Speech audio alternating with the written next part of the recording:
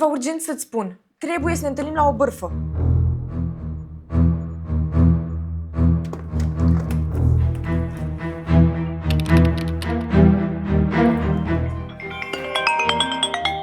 Alo? Da, ce s-a întâmplat? Trebuie să ne întâlnim la o bârfă.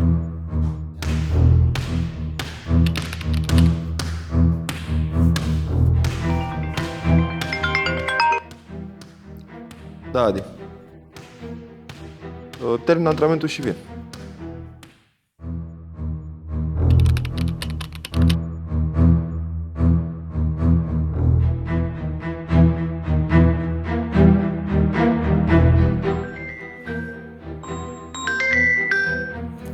Alo? Trebuie să ne întâlnim la o bârfă. Bine, bine.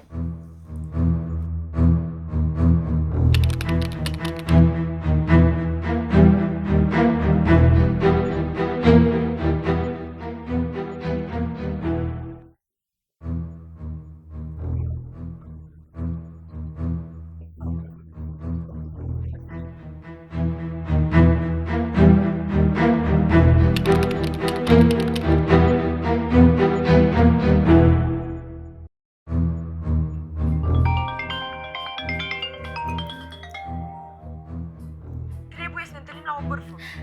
Vin acum.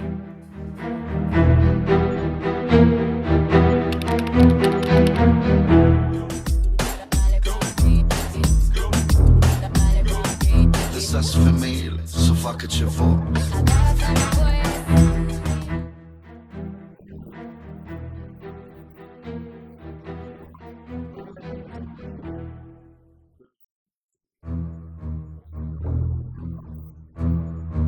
Bun, deci el are impresia că este mai bun decât noi și noi trebuie să mergem să-l batem. Eu zic că îl batem. Ce ziceți, ne băgăm? Da, clar. Când? Unde?